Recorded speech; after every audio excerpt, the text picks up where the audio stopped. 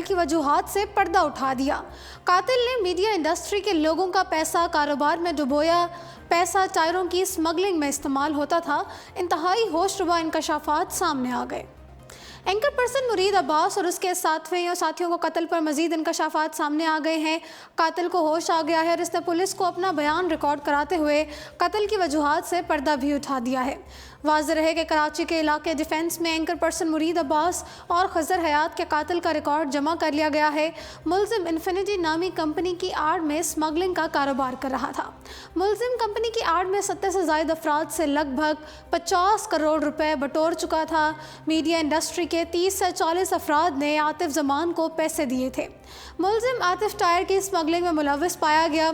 मुलजिम के बलोचिस्तान के टायर स्मगल से राब्तों में इंकशाफ हुआ है। मुलजिम ने चंद माह कबल 25 करोड़ रुपए चोरी होने का इजहार किया था, जिसके बाद शराकत दारों से तनाज़ा शिद्दत इख्तियार कर गया। आतिफ जमान और इसके साथियों ने दर्जनों अफराद को जाल में फंसा रखा था। आसानी से पैसा कमाने के लालच ने सैकड़ों अफराद के करोड़ों रुपए डुबो दिए।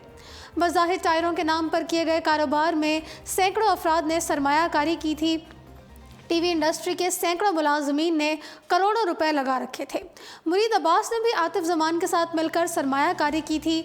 मीडिया इंडस्ट्री के कुछ और लोग भी उनके पार्टनर्स थे। लोग कम से कम 10 लाख रुपए की रकम बतौर सरमायाकारी ली जाती थी।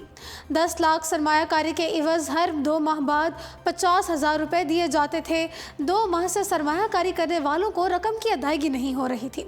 सरमायाकारी के नाम पर ली गई रकम और दिए जाने वाले पैसे कैश की सूरत दिए जाते थे। मीडिया इंडस्ट्री के लोगों ने प्रोविडेंट फंड और जायदादें बेचकर सरमायाकारी की थी।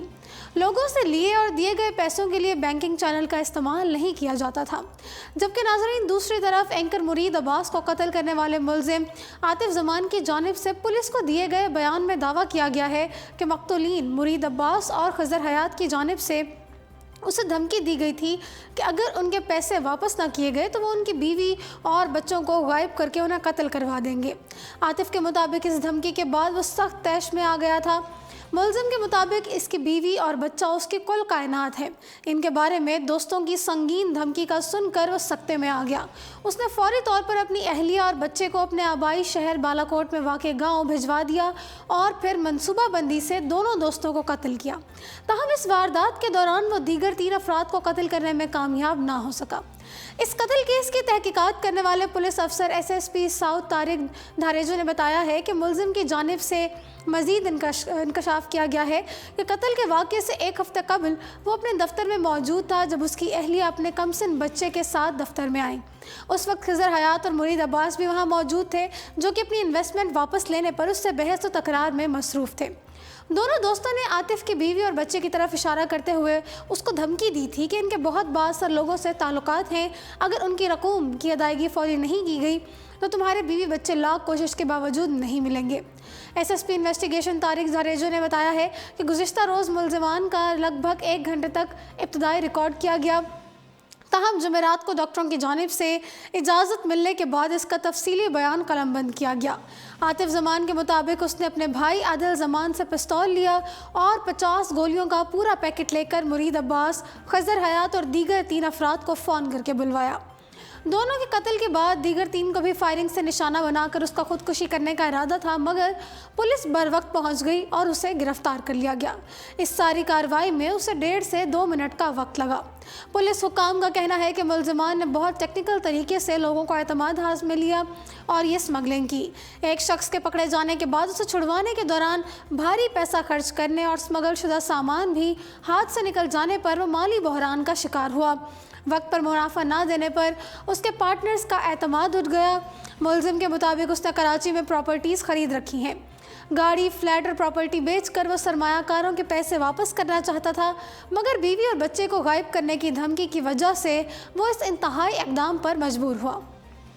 जबकि नाज़रीन, दूसरी तरफ एक निजी टीवी चैनल से बात करते हुए मुरीद अब्बास की अहलिया ने कहा है कि इन जालिमों ने मेरे शौहर को बेदर्दी से मारा है।